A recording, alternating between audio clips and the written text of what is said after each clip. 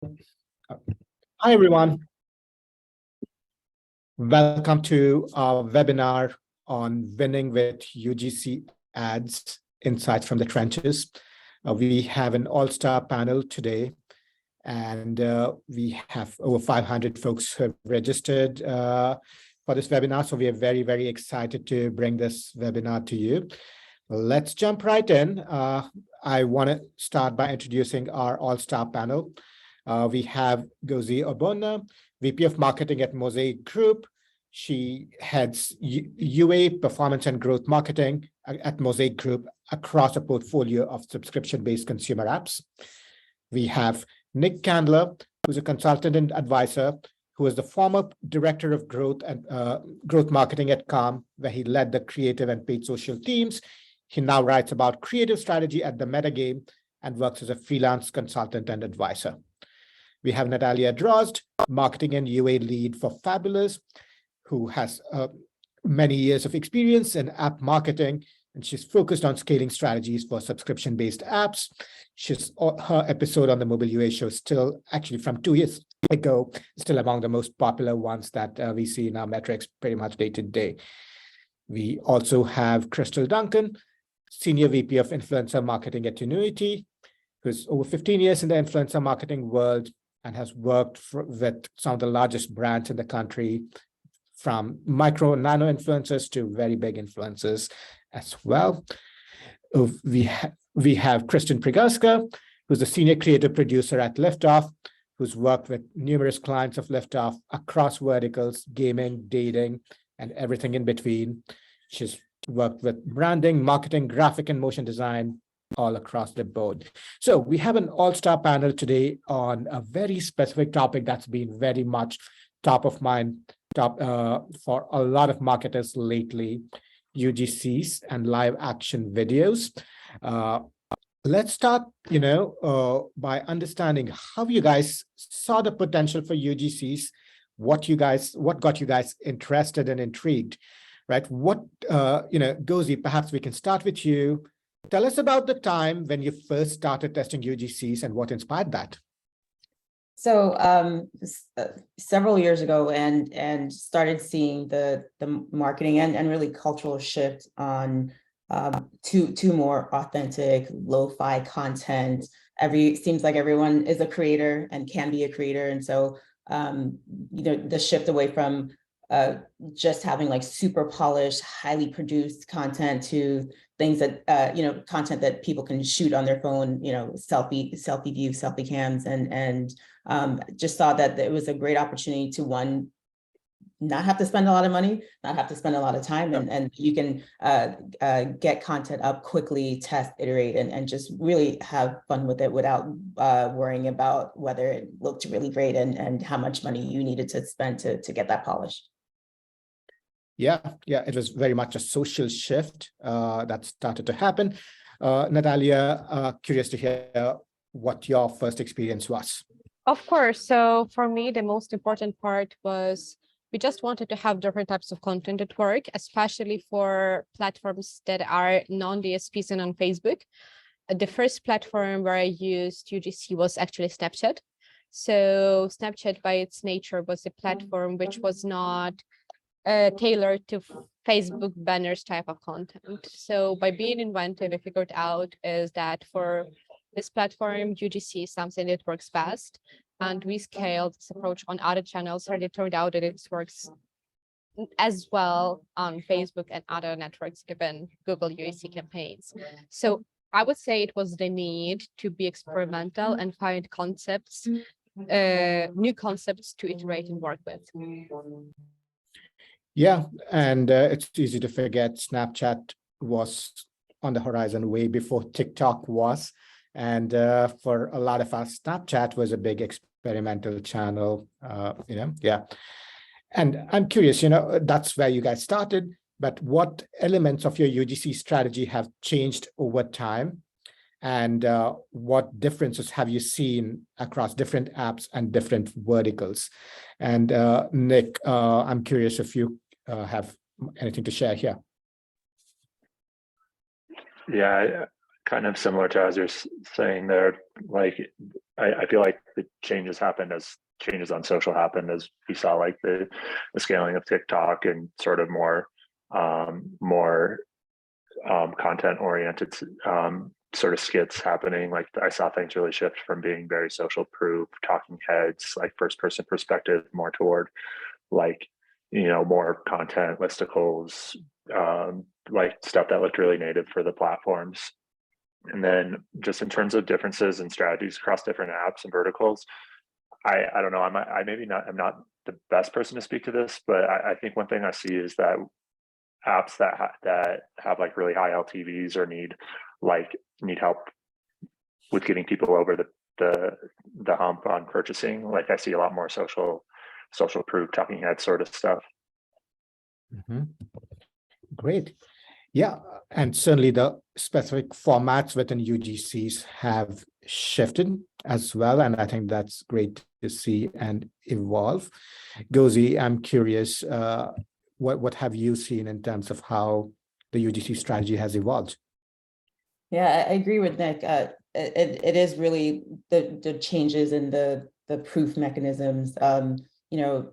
If you're looking for credibility, you want to have content creators or influencers or even figureheads that are notable, are aligned with the type of content or product or service that you are promoting. A lot more elements of reviews and how people are using the product, whether it works, how it works for them, and really showcasing usage while trying to also integrate the ad within existing content so it feels organic, feels believable, and that it's not so much of a hard sell, but how is this amazing product benefiting someone that I value their opinion or I want to aspire to be.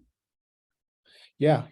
And I think what I'm also hearing you say is just making it native to the platform where the ad is shown, right? If it's TikTok, it's TikTokifying it, making it more dance and music driven. And as Natalia shared earlier, with Snapchat, the first step was to make it Snapchat native, if you will, right? And I know, Crystal, I know you work across a variety and range of apps, and I'm curious what you've seen in terms of differences between different verticals and how this has changed over time. Yeah, I think the vertical piece is really interesting because I come from an agency background, so I could work across multiple different brands under different verticals. So from our perspective, it's we check a couple of boxes on the list. It's really who they are. Is it relevant to the person actually consuming the content? Do they care who that person is? Is there relevancy there? What they're saying. So we just talked about trust. Trust is a huge one. What are they talking about? Are we throwing so much marketing speak into someone's 10, 15 seconds they're going to be talking where everyone's like, I'm just going to scroll through that. I don't care, right? Are we letting them actually tell a story? Because that's where the magic happens. And then lastly, I think, we just hit the nail on the head. Use cases are huge. We could all have the same pen, but we could use it 12 different ways. So how are we using these use cases to tell the story to the different audiences out there? So those are kind of the 3 checklists we start with as we're thinking about different verticals and Yeah, certainly. Right. And like you said, it really can't be marketing speak. It really needs to flow much more naturally. I think lines up with what Ngozi said, what Nick had to share as well. And Kristine, going over to you, something you do is work with both games and non-gaming apps. How do you see the approach differ for games versus non-games when it comes to UGCs? From my experience, actually, across the board, there's more parallels than differences in terms of UGC, but there are some differences. So firstly, the choice of the creator actually matters as a parallel for all the apps that you're working with. You need to know your target audience and pick the right creator for you. It could be an influencer or an actor. It depends what your target audience really wants. Internally, we're using Game Refinery as a tool to understand our target audience, and that will give us more in-depth understanding of the person on the receiving end of the ad. Also, across the board, we've seen that using an influencer and less known person performs better than a celebrity, which was quite a surprise for us because those celebrities would attract the most user, but it turns out that influencers perform much better. So we see that relatability that everyone has mentioned today already, that actually matters the most. People want to see organic selfie style, kind of TikTok style videos, and they tend to perform best. But when we talk about gaming in specific, what works really well is combining actual gameplay, a core gameplay within the video as well. So there's so many options that you can do with gaming, because you can do kind of like split screen video with reactions. You could get somebody overlaid on a video describing what the gameplay is like. You can let your imagination run wild there. So there's slight differences in gaming that you can enhance on. Sure. And since you mentioned Game Refinery, it sounds like you're using that to understand user motivations, understand player motivations, and build the ads based on that. And I think that definitely makes sense. And it's certainly something a lot of folks have used lately, just in the last couple of years. I know folks who, even if they don't use Game Refinery, Facebook popularized this model called the Big Catch Playbook, which I highly recommend folks take a look at if they're not ready for a tool like Game Refinery. So certainly something for folks to think about, right? I know Nick and Ngozi, you guys mentioned some of the formats that have changed over time. I'm curious to hear what are some of the formats that you see being the most effective lately? And if you have any examples, that would be great to hear as well. Nick, if you want to take a shot at this. Yeah, thanks. We try to, I've tried a bit of everything, and it does feel pretty brand dependent. So this is probably unique to Calm, but we really struggle to make a lot of the typical UGC stuff work, like talking head stuff, or even like, Natalia or Fabulous. They have just like these amazing UGC creatives that for some reason don't really fit with our brand. But one thing that really stuck was oddly satisfying videos.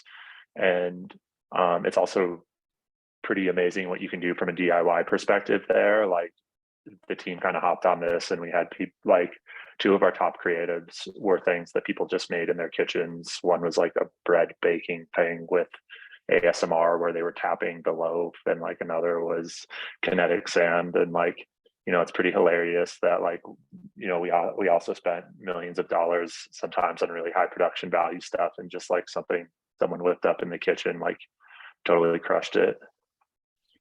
Yeah. I have certainly seen a lot of ASMR stuff on the hyper casual side of things.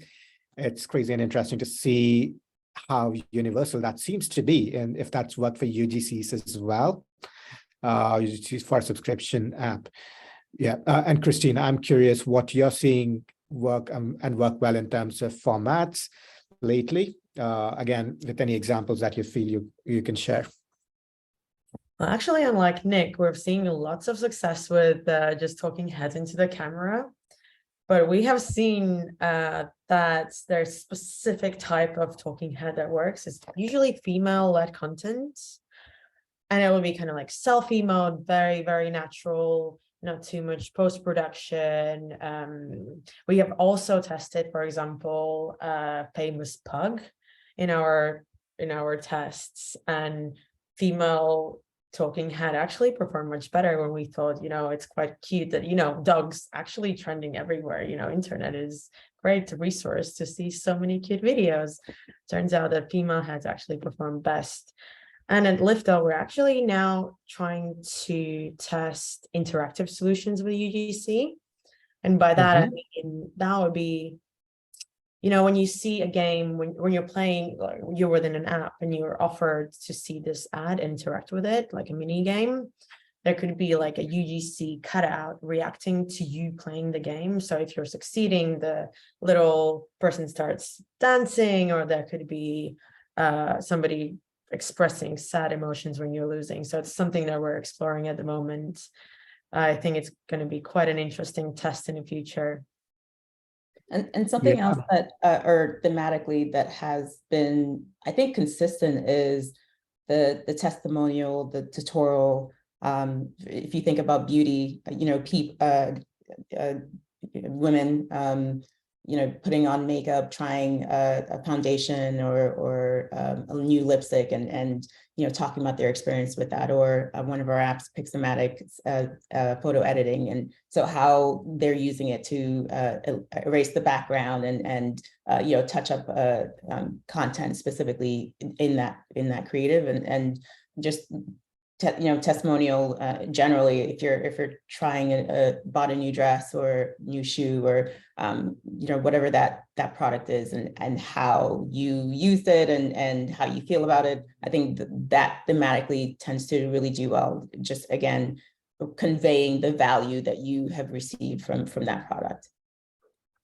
Yeah, so what I'm hearing is a couple of big themes. One is how to, which is almost like a demonstration of how the product works, how the app works, which could even just be for gaming in terms of showing the gameplay itself, right? And the next could be transformation. This is where I was before, this is where I'm after, or first-person testimonial. And Kristine, like you mentioned, the interactivity, I think that could be very interesting and very cool as well. I'd be very curious to see how that continues to evolve. But I know we briefly talked about influencers. So again, I'd be curious to hear, and Crystal, you work quite a lot with influencers. So how do you decide between using UGCs or creators versus influencers? What would you say are the pros and cons of each?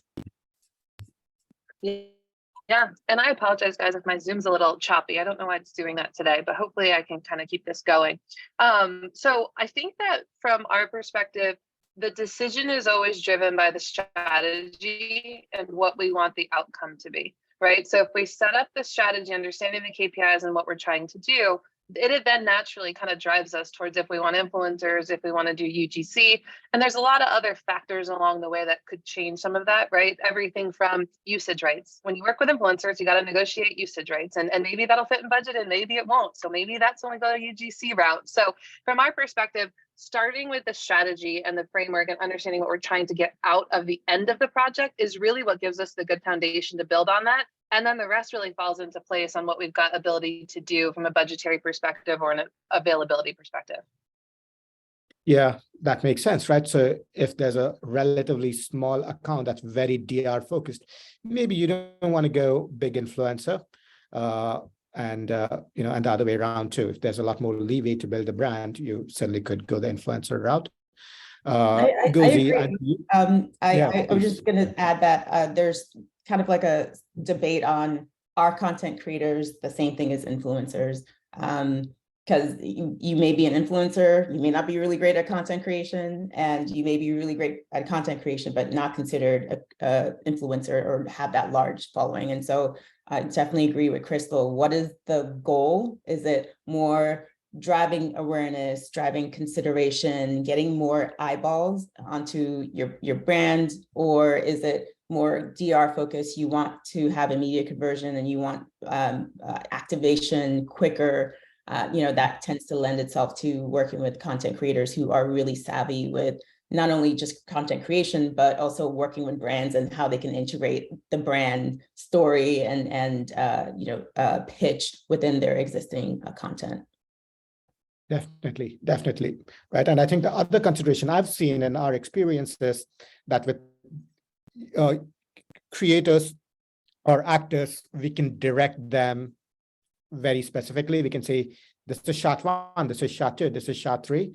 With influencers, that's a little harder. So if it's important to control your message, so I think it makes sense to go the creator route. If you can give them a little more leeway, certainly the influencers could make sense. Natalia, I know you work quite a bit as well with influencers and UGCs as well. Curious how you think about the pros and cons of using influencers versus UGCs or creators. Of course, happy to take this. First of all, I'm a huge fan of content economy, and I don't like influencers. My opinion is very strong because I am, first of all, a performance marketer person, and I don't care that much about brands. And for me, content creators are the best people to work with. Why? First of all, they generate content the one you want. Second, usually they are not that egoistic, because as soon as a person becomes an influencer, especially more than 100 or 1,000 followers, whatever else, it's harder to work with them. And the other important topic, as soon as most of big influencers have managers or agencies behind them, which makes it way harder to actually, the whole production cycle is way longer. Instead of having one brief and 1 week you have the content you need, it will take a couple of weeks just to get the legal agreement, transfer of rights, types of usage. It will take time just to negotiate if you're able to use this content on your own platform, or just, for example, boost it as part from the TikTok account, if we talk about TikTok. So if you have a specific brand awareness goal and you have millions in your bank account, go for influencers. But here we have to take into account that, first of all, somebody who has great following cannot translate into the great influencer for your specific brand.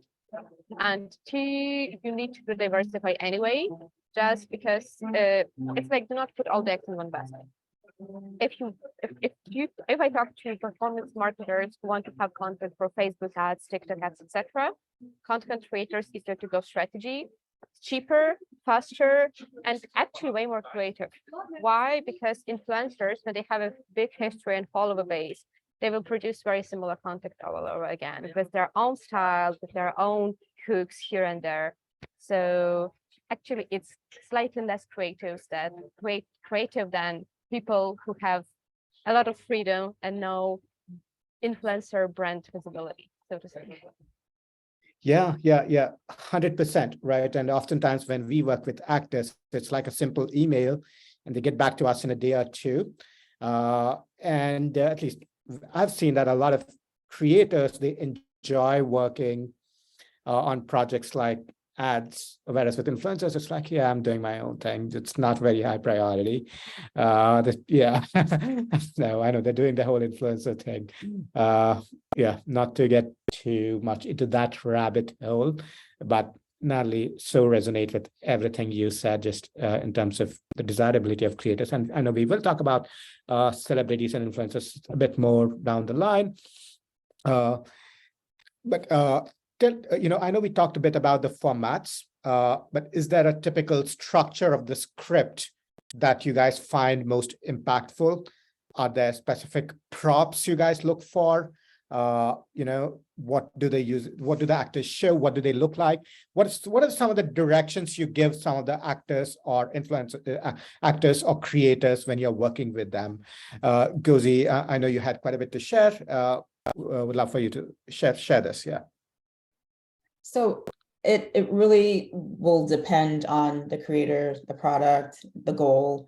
So it differs, but generally, like Crystal mentioned, you want to try to tell a story, whether it's comedic or whether it's informative, whether it's engaging, or all the above. But ultimately, what's the problem?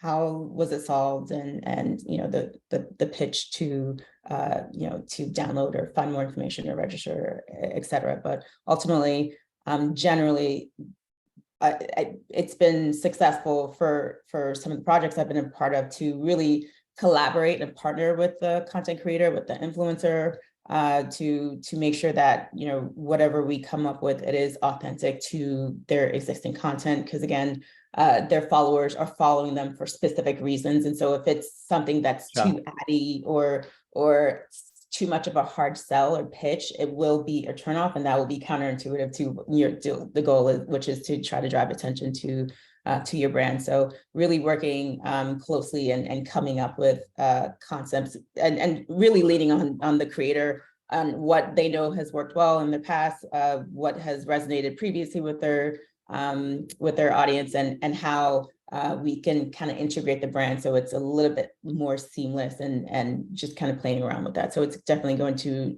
differ depending on who you work with. Definitely, right. And as you said, it still needs to fit into the brand itself, still needs to fit into the actual influencer and the messaging you're looking at. One thing that's been talked about is really the first 3 to 5 seconds, or the hook. And I'm curious to hear from you guys. Are there any best practices or anything that you see particularly effective in terms of hooks or the first few seconds? That could be the text you guys use, the overlays, the physical props, anything that comes to mind for you guys. And Crystal, I don't know if you want to take a stab at this. Yeah, again, I think I wish there was a silver bullet, right? I think if any of us had the silver bullet of what worked, we wouldn't be doing the webinar. It would be like on our own private beach somewhere.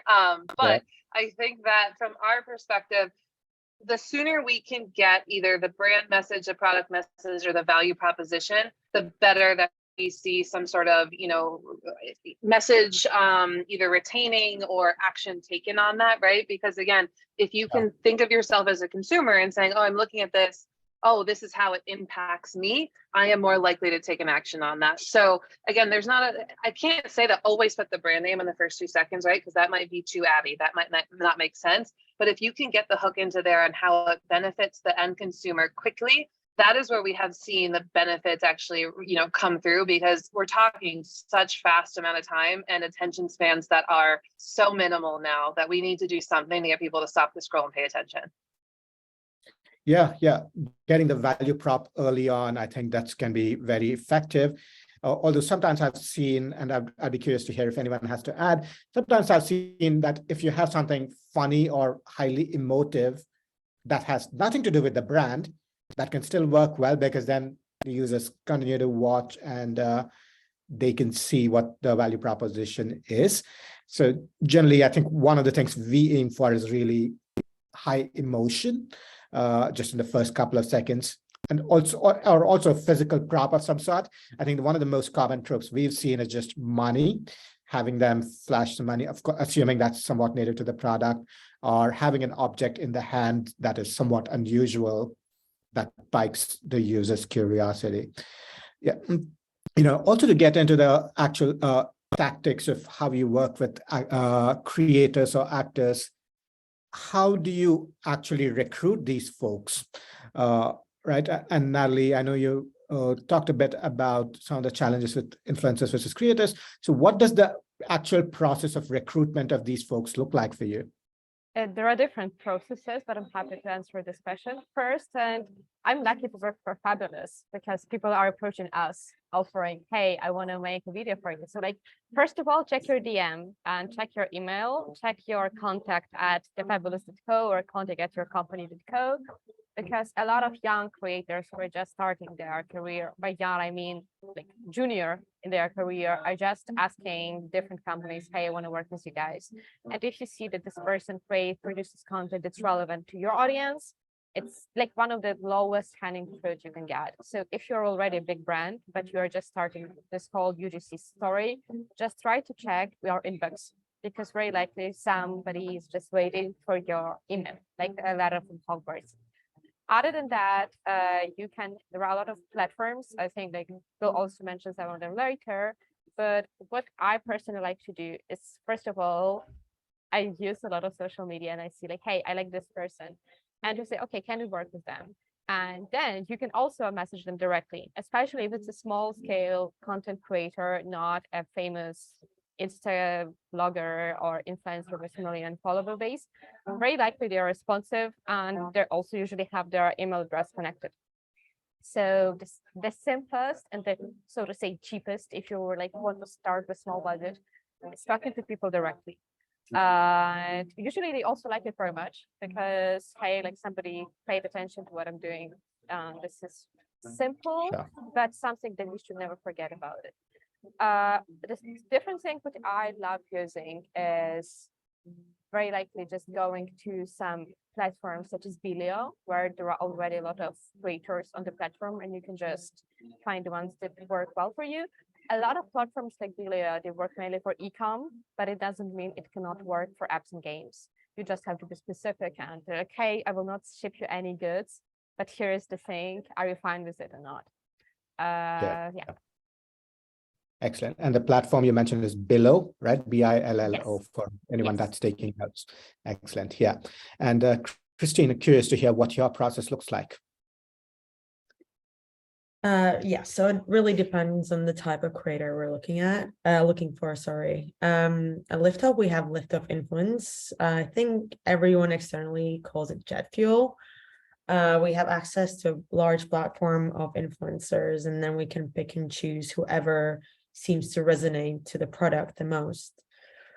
In terms of celebrities, a good resource is Cameo. I think it's quite trendy at the moment, and you can pick quite a few well-known actors, but you need to keep in mind that there's going to be some licensing in terms of how long you can run these ads, and there's going to be no changes and very little creative flexibility. So that is something to keep in mind. In terms of actors, a great resource is Flixar. If you need a little bit of support in post-production, they're very helpful because they source the actors, they can help out with scripts, and they can also do a little bit of post-production for you as well. So it really depends what type of creator you're looking for. And all of them obviously have pros and cons, as we discussed before. Certainly. And Natalie, like you said, the lowest hanging fruit is not that difficult. Look at your inbound or directly DM people. That's certainly something we've done. Something that I think I would also encourage people to check out is TikTok Spark ads. You will find a lot of very small influencers that are very affordable on Spark ads. Something we find also effective is Backstage, which is a platform for actors where you can put up your brief. You just have a lot of folks, a lot of inbound that way. So there's just plenty of options to recruit great actors, great creators without blowing the bank. And hopefully folks took notes from this section on actual practical, tactical things they could do. Right, to switch gears a bit, let's talk about budgeting, right? And I know some of you guys already mentioned that about some of the challenges with big influencers and just their enormous crazy rate cards. How do you guys decide and make decisions around the economics of a project, right? So how do you decide what's the current market rate? How, is this going to be a strong ROI? Or how do you guys think about it? And Kristine, would love to hear from you. Yeah, sure. Generally, in terms of budgets, it's quite easy. Everything gets dictated by the creators and third-party providers. So there's always room for negotiation. But just generally, the main budget teller will be the creator themselves. But in terms of ROI, so Liftoff is a data-driven company, and whatever we create, we test. So we have lots of different data to identify the winning concept. So therefore, we vigorously test all our new creatives, identify the trends and best practices. This enables us to continuously optimize our creatives. So therefore, we have this like live feedback loop. So we always know what actually works and which direction we should go into. Yeah, certainly. And Crystal, again, would love to hear from you how you think about the budgeting and the economics of a UGC project. Yeah, I think I work pretty similar to what Kristine said. And in some of the places that we coach our clients on where we potentially could either save money or maybe, lean in a bit further on negotiations are really around the deliverables and what we're asking creators to do. Are we asking them to do something quick and easy versus asking them to maybe do 5 rounds of edits and do longer form videos and different iterations, or asking them to go somewhere versus filming it in their homes. Like all of these things that take more time will cost more money. So there's ways that we can trim back on some of those things. There's a lot of places that we can, hopefully negotiate with them to be a little bit more, effective on that. But I would say from our perspective also, Tinuiti is a performance agency. So whatever we're spending from our clients, we're looking for some sort of return or understanding on how it impacts the business. So these fees that we're paying creators or influencers, those do need to back out into something, whatever the KPI is for the project. So that's just another kind of, I would call it more of a ruler or measuring stick for us when we're thinking through budgets and understanding who we can work with, who fits in budget, how much are we spending on the creation versus maybe the ad spend, how does that all work together? Sure. And at least our experience at Rocketship has also been that when we work with micro influencers, we can set the budget, which again is one reason not to work with big influencers. And we can say, look, this is all our budget is. And because there's so many micro influencers out there, they're typically able to accommodate themselves. That I think that also, also assuming, of course, it's not a huge elaborate project for them. Which brings me to my next question, right? So what does the shoot process typically look like when you guys work with creators, right? Again, there's like different ends of the spectrum. I know folks who are like, okay, we're going to rent a warehouse, send somebody to direct a shoot, folks who are more DIY. So what does that process look like for you guys? Nick, if you want to be sharing. Yeah. As you're saying, it's just going to be very dependent on the creative partner, the influencer, or the brand even. Like, a lot of times it's just going to be in the kitchen, as I talked about earlier, or a couple back and forths. And then like, I know a lot of people bring in-house. But when you're working with really large celebrities, it's going to be totally different. Like, they're going to be a little picky. They're going to have they're going to have wardrobe, they're going to have their stylist, they're going to you're going to get line items for things you can't believe, like literally like $5,000 to do your nails or whatnot. And it might be really tight. Like when we worked with LeBron, it was like we got LeBron for like 20 minutes, so there was all this like serious prep and like one chance to get it right. So just very dependent. Yeah. Especially with celebrities, I imagine that's a lot of small print to take care of. That's crazy how you mentioned 20 minutes with LeBron, right? And if you blow it, and that's gone. So you really need to get that right. Yeah. And Natalia, I know you did mention a lot of work you guys do with smaller influencers. How does the approach change for those folks? What does the shoot direction process look like? First of all the things Nick mentioned is why we don't work with big influencers. What we really care about is efficiency at this stage. Again, this is my mindset. And this is why, for me, the most important thing here is, for example, how much we're going to pay for the video. And now you're going to do it directly yourself. We don't, in terms of shooting, we do not restrict our influencers or content creators by anything. We just give don'ts. So don't shoot the video in a dark room, because we know that darker backgrounds perform worse than light ones. Don't include any bottles of alcohol, because TikTok algorithm bans them automatically. Even though you use it as a vase for your flower, the AI animate anything, it will delete the video and mark it suspended. We just give a list of don'ts and let them do their work. If there are any problems or anything that has to be redone, we just ask hey, this is what went wrong. But we are very, very hands-off with this process. And usually we're giving creators a lot of freedom. They produce really high quality content because they do what they want to do. One fun fact, the best in-house, inside building types of videos are with white walls. It just works. I don't know why, but it works for us.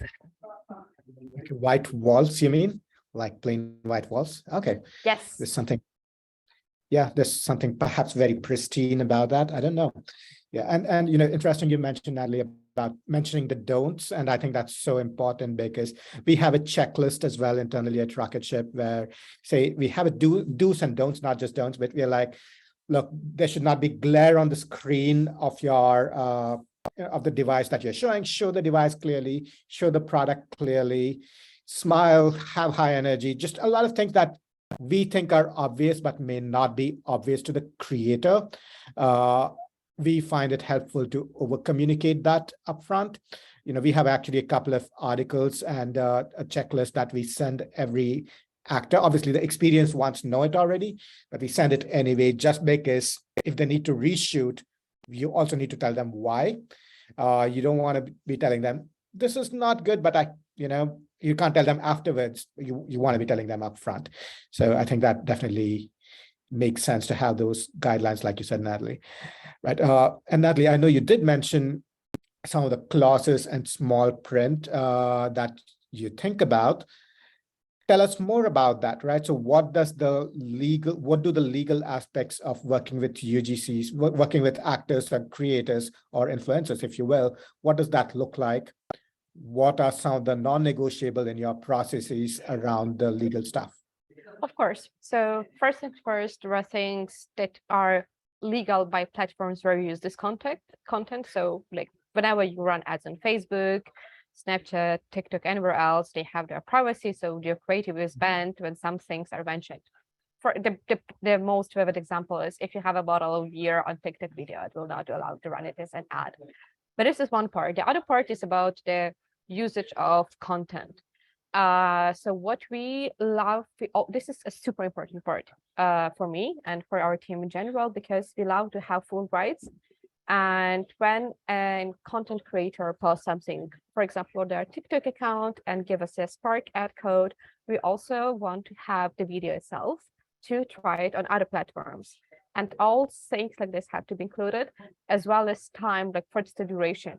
Ideally, it's always unlimited, but some people are not happy with this. So they could try to get at least 1 year of rights, because if the video is successful, we want to run it as long as possible. If it's not, it will run for a week or two and will be turned off. So this is one of the most important things. And the other one is basically just like if we can have long-term collaboration, then, for example, we agree on more videos and also terms and conditions. Something which is also very important, but this is not from Fabulous, but one of my previous experiences, is to ask your influencers, people who work with you, not to work with your competitors. Because there is nothing worse than seeing the same person advertising you and tomorrow your competitor. And this is something really frustrating. So if you don't have this clause, you cannot do anything about it because they are not actually binding any rules. So A, legal rights, B, asking for non-competition for at least a couple of months. That is the non-compete is huge. When I was at Overtime, the sports media brand, being really clear that, if you're going to work around the app, gaming app, fantasy, for instance, that you weren't then also plugging in the same content, ESPN, for instance, or referencing a competitor. And one thing I also wanted to add is compliance. So making sure and recommending that they, hashtag ad and that they are clear on that with their content. And also just from a legal standpoint, not being misleading, giving them the flexibility and the creativity to do what they do, but also not integrate misleading verbiage or language, as well as, making sure that they are just really clear on what we want to, we are clear that on what we want them to convey specifically. So trying to integrate as much of the messaging as you can, while again, making sure that the content is fun and relevant and engaging. Yeah, 100%. All of those very valid, very important to button up your legal stuff. And especially, we work with a couple of products that are all for kids, and there's another layer of sensitivity there. So we really try and make sure all of the paperwork is buttoned up in that regard. right? I know, again, we've been contrasting some of the UGC's approaches with influencers. How does your brief or guidelines that you share with folks differ for UGCs versus influencers? And Crystal, since you work with both ends of the spectrum, I'd be curious to hear from you. Yeah, on the UGC side, especially if creators are creating content that doesn't live on their channels, it can be more scripted. We can be more direct with what we want. Influencers, you have to be a little more directional with what you want and allow them to put their spin on it. So I think really understanding where the content is going to end up living and how we're employing this person is hugely important, because I think with UGCs, you can be pretty direct with what you want, and it kind of gives you a little bit more freedom as a brand. Sure, certainly, right. And obviously, if you're managing UA channels or a marketing mix, you have different formats you could go with, UGCs, animated ads, display ads, or of course influencers. How do you guys prioritize one versus the other? What does that look like for you guys when you sit down to plan? Nick, if you want to take a shot at that. Yeah, I would advise trying to be really responsive while also not over-indexing or under-indexing super hard. So less like quarterly budgets and more just being really lean in our process, so that when we see things working well in data, or when we have a certain idea we want to execute on it, we have the channels up to make it happen really quickly. Yeah. Sure, right. And we've talked a little bit about different channels. I know, Natalie, you started by talking about how you started building UGCs for Snapchat. How does the process differ now? I don't think Snapchat is a big, part of media mixes now. So it's, I imagine, TikTok, Facebook, Insta, so on and so forth, or other platforms. So how do you think about strategy by different channels or platforms? In our case, we have two strategies, one for TikTok, one for Facebook family, so Meta family, just because the way people consume content is the most different about two those things. And then you can use the vetting scripts anywhere else, on DSPs, on Google, etc., etc. So again, everything depends on type of the content you're working with, and if it's like a influencer directed, beautifully nicely shot, very likely it will be way more similar. Only the specs will be different, because for Facebook you have to make it 1:1, slightly more 4:5, and 16:9, so it fits all different placements across Facebook. While on TikTok it's only TikTok native 9:16 vertical standard one. But the most important thing is, especially for us as working with UGC and content creators first, is to make sure the type of content we're making actually fits the platform by the type of content we're using. For the most important thing, especially on TikTok, is fonts. TikTok font actually can users identify if it's a TikTok ad or if it was taken from the other platform. The same actually applies to Facebook Reels, because they have their own fonts which are specific to their platform. So the best case scenario, you have footage without any fonts or without text on it, and then you adjust on different platforms. So rule number one, make sure it looks natural to the habitat where it lives, no matter if it's Insta, TikTok, or if Snapchat or Twitter works for you, why not? In them. Yeah, right. And it shouldn't stick out if you transport from one platform to another. Never. I mean, like you could do it between Android and iOS, but you cannot do it from Facebook to TikTok. People will automatically figure out it is an ad. This is the most interesting thing about what I love about TikTok ads. You don't have to advertise, you have to tell a story. And by telling a story, you have to give a value prop, how your product can make people's life easier, better, nicer, funnier, etc., etc. This is why native to the platform, nice story and clear value prop. And only after that, here we are here for you to make your life better. But we always try to make the app visible, but we don't try to sell it. Definitely, definitely, yeah. And Crystal, would love to hear your perspective. Again, you're working across channels. What does that what does that approach look like across channels? Yeah, I think that Natalie hit it on the head, right? Every single channel has a different, every single platform has a different look and feel. So we encourage leaning into that platform. There's efficiencies where maybe you can do cut down versions of long form content to save some dollars here and there, right? So let's say we did a long form YouTube video with an influencer.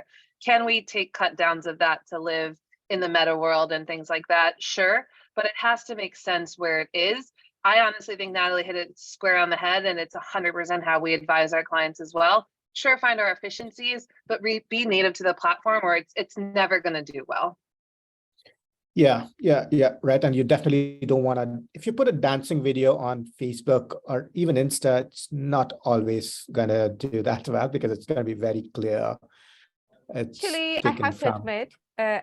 if you are very tight on budget and you don't have design resources, go with TikTok video, because Insta people are more receptive towards TikTok content than vice versa. More Sure. than 20% of videos in Reels have TikTok watermark. So already even organic, so to say, content on Reels is already originated from TikTok, a lot of this. So if you're very tight on budget, go with TikTok and put it on other platforms. But other than that, Insta and TikTok, different strategies. TikTok and Reels are comparable for the exact reason Natalie mentioned. And so if you, again, without the necessarily watermarks and all that, if you need to kind of share content across platforms, like Reels and TikToks tend to be more favorable. Definitely. And Kristine, would also love to hear from you, also just to hear your perspective in gaming versus non-gaming.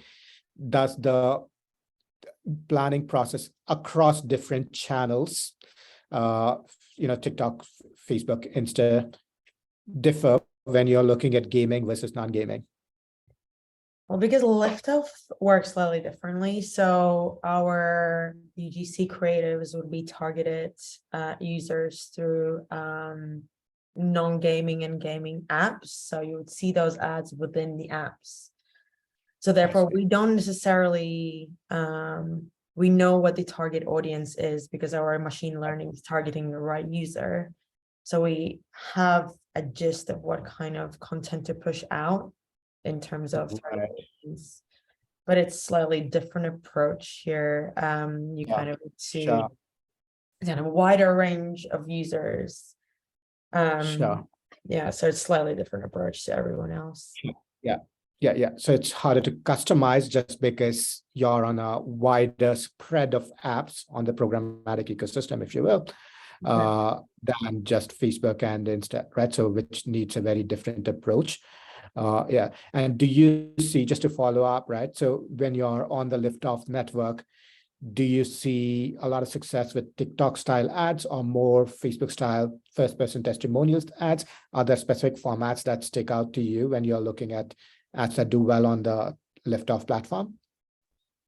Oh, it really depends on a vertical and an app. It's really hard to answer because there's so many intricacies across the board. For example, on dating apps, when we advertise dating apps, for example, it's TikTok content, like TikTok style content tends to perform quite well, but at the same time, not as well as a talking head reviewing their experience or reviewing the app.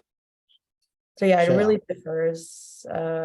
There's no one answer for all. It really is different. And also, even if it's a dating vertical, there's so many types of dating apps. So you need to approach each type of ad slightly differently. Definitely. But what I'm taking away from what you say, Kristine, is really that the approach for programmatic platforms like Liftoff needs to be different. It needs to be thought of differently and separately, right?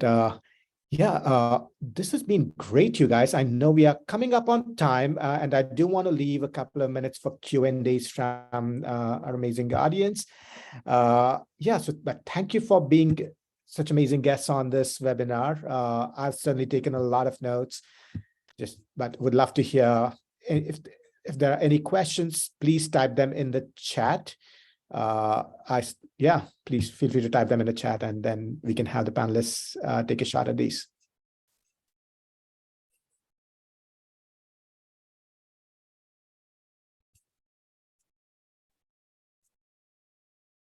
So there was a question Sure. for the platforms where we can find creators. And Sure. I've put in links for Backstage, Willow, and Candour. Is there anything else to add there? TikTok Creator Marketplace is another one as well. Yeah. And something I would also recommend is if you're a somewhat large advertiser, you may get free videos from the TikTok Creative Exchange. Talk to your TikTok rep. When I say free videos, I mean you get it for free as an advertiser. TikTok will pay the agency like Rocketship or the partner that you work with. So that could be an option. Again, TikTok decides who gets free videos, who doesn't. I think you need to hit a certain budget threshold as well. Yeah. Something else I've heard. Go ahead, please. Yeah. I was going to say, a platform that was great for us was Pop Pays, and one of the things that makes it really good is just they have like really good stuff for negotiation and payments. So we actually also use this as like a stopgap for other ways to contract people that we pull directly from DMs or etc. Yeah. Other resources that might help. Meryl, if you want to post the 2 articles we had on UGC that we typically use as checklists to send to actors, I'll try and find those and post those as well. But I think these are generally good to use as checklists. And where do I type that? Sorry. I'm going to type this in the chat, and if Meryl, you want to, I'll put on the links. Yeah, I put the link, but I think it goes only to hosts and panelists. There's another question. How do you manage long-term creator collaborations manually, or is there a good tool you can recommend? I don't know if anyone wants to take a shot at that. I've built an in-house ambassador programs where it's, again, using creators across a longer term time frame, and it unfortunately is manual, dealing with the contracts, dealing with the payments. But I approached it as, again, a partnership and mutually beneficial experience. And so have the opportunity to have them be involved in focus grouping for specifically an app, giving them information on what's coming up, getting their feedback on new features that we're rolling out. So they're having kind of backstage access and really trying to build a community and have it feel less transactional. So resource intensive and more manual, but again, looking at ways that we can reinforce that partnership element, that we are helping them to grow and helping them to learn how to work with different brand partners, as well as they are helping us to grow and be able to tap into their audiences and communities and leverage that. So my experience has just been manual processes and figuring out maybe different tools in-house that you can use to kind of just manage that entire process. Excellent. Thank you, Ngozi. We have one last question, and then we'll wrap up because we are at time. One last question from Leon is, have you had experience with UGC campaigns with fan art or fan edits of your content, games in our case? I don't know if anyone has experience or wants to take a shot at that. I have actually done somewhat comparable things for a photo and video editing app where folks basically created their own sort of animation. This is a sort of animation kind of app. I think that's the closest that I've seen that worked really well. I think that worked well because this was a product that required a lot of expertise, and then the audience would see that this is actually doing really well.